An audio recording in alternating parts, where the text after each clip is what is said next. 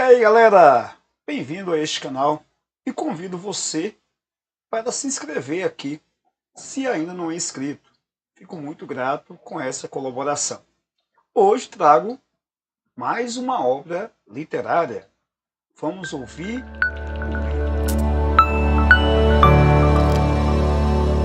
E para fechar sobre a cronologia da obra do Guimarães Rosa, em 1997, 30 anos depois da morte do Guimarães Rosa, né, em homenagem a isso, a família, junto com a editora, decide publicar aquele primeiro livro que o Guimarães Rosa escreveu e que ele mesmo não quis publicar, que é aquele livro de poemas, o Magma.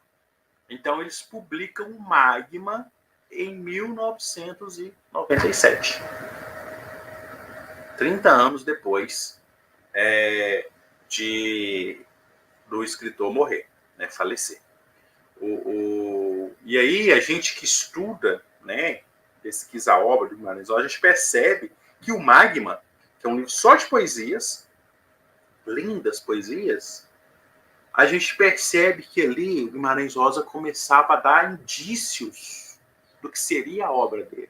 Porque muita coisa que tem no Magma de poesias, a gente acaba reencontrando durante a sua obra. No Sagarana, até no próprio Grande Sertão Veredas, a gente percebe que tem coisas do Magma ali. Por exemplo, ele conta... Tem uma poesia no Magma que chama A Boiada. Que, através de versos, ele vai contando a história de uma boiada. Que, para mim, né, e eu já vi outras pessoas falando isso, tem tudo a ver com o primeiro conto do livro Sagarana, que é o Burrinho Pedrez, que conta a história de uma boiada também. E aí tem outra coisa sobre tem uma história que chama Maleita, né, é uma poesia que chama Maleita, que tem a ver com outro conto Sagarana, que chama Sarapalha, né, e por aí vai.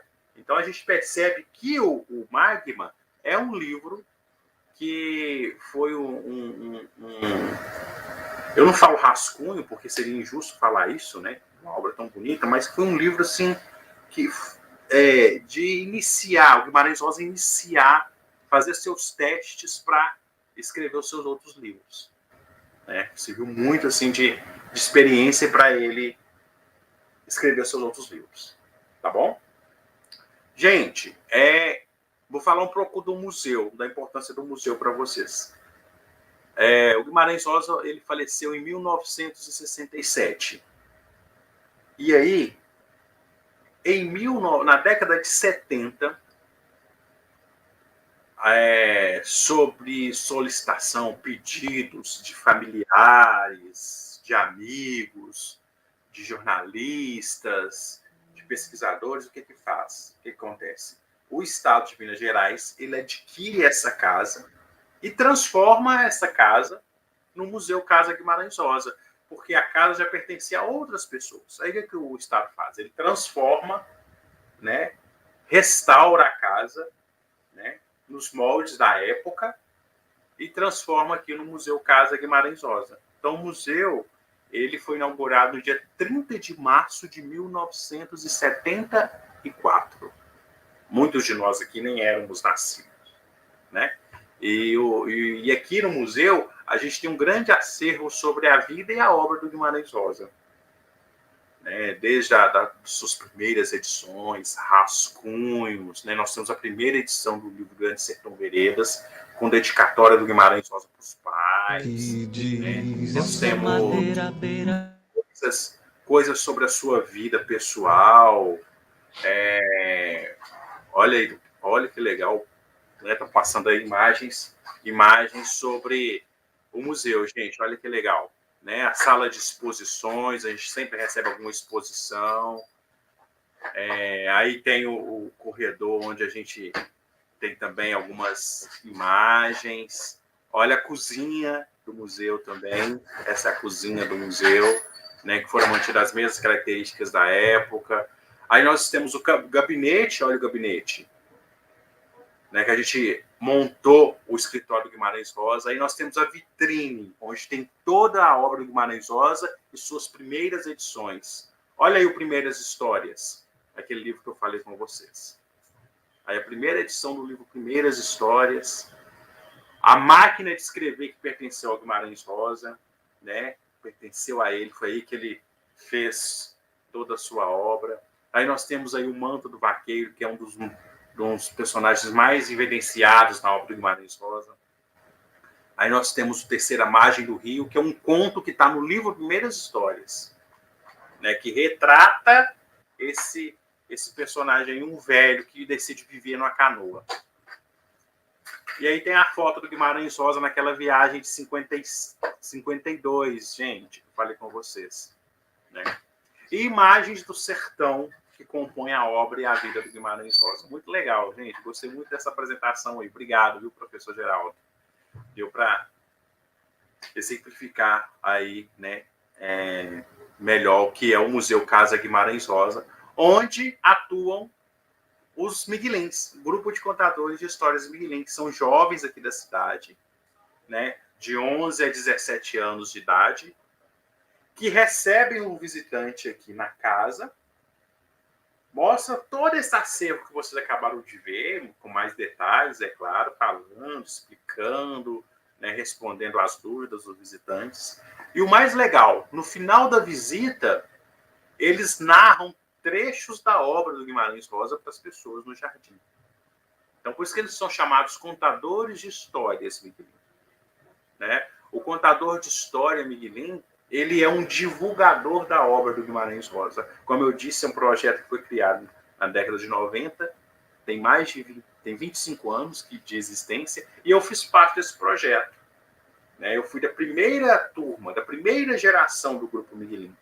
Né? Eu era molecote, ainda não tinha barba, e fiz parte da primeira turma do Grupo Miguelin, e atualmente eu estou na coordenação das atuais gerações do Grupo Miguelin. Então, nós estamos com a turminha agora, para vocês terem ideia, entre 8 e 12 anos de idade, que estão se preparando para serem contadores de histórias Miguelin.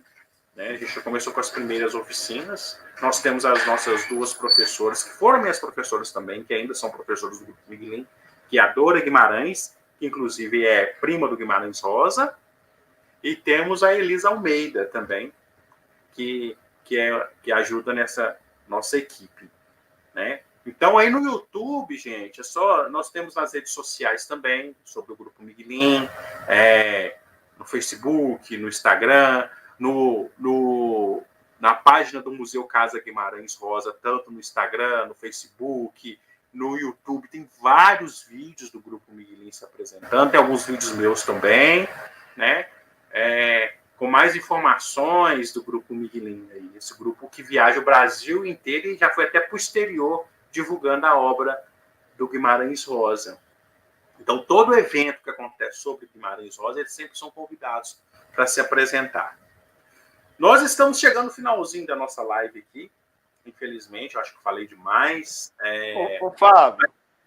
Pode falar, professor. É o seguinte, eu citei no início da apresentação que você participou do evento da 32ª Semana Roseana na UFMG.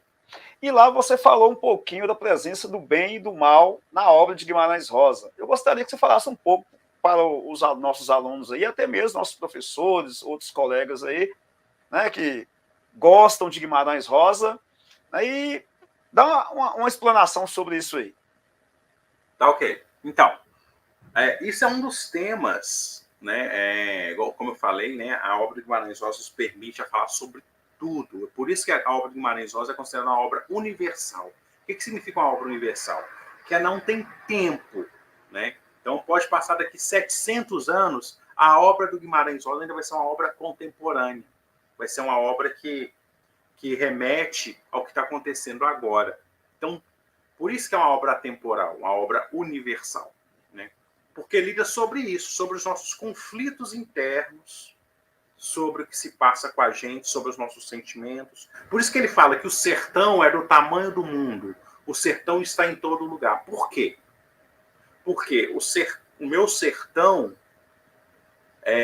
fala mais não só sobre a questão geográfica, territorial, mas o que eu sinto, os meus medos, as minhas desconfianças, as minhas alegrias, minhas perdas, os meus ganhos. E o que acontece comigo aqui, esse tipo de sentimento, acontece com você que está em Vespasiano, acontece com você que está em São Paulo, acontece com você que está em Belo Horizonte, acontece comigo que estou aqui em Cordesburgo, que é o sentimento das pessoas. Por isso que a gente lida com conflitos internos. E uma das perspectivas da obra do Guimarães Rosa, principalmente no Grande Sertão Veredas, é sobre essa questão do bem e o mal. Né? Ele discute, né, principalmente no Grande Sertão Veredas, a existência do bem e do mal. O Guimarães Rosa ele vai naquela coisa do Shakespeare, né, para quem entende. O Shakespeare tem aquela coisa, ser ou não ser, eis a questão. O Guimarães Rosa fala, ser e não ser, que pode existir as duas coisas. Então, sobre o bem e o mal, ele começa a dizer que ele defende a ideia de que um depende do outro para existir. Né? A grande questão do Guimarães Rosa é levantar a questão, existe Deus? Existe o diabo? Uma pessoa que é boa, ela pode ser ruim? Uma pessoa que é ruim, ela também pode ser boa?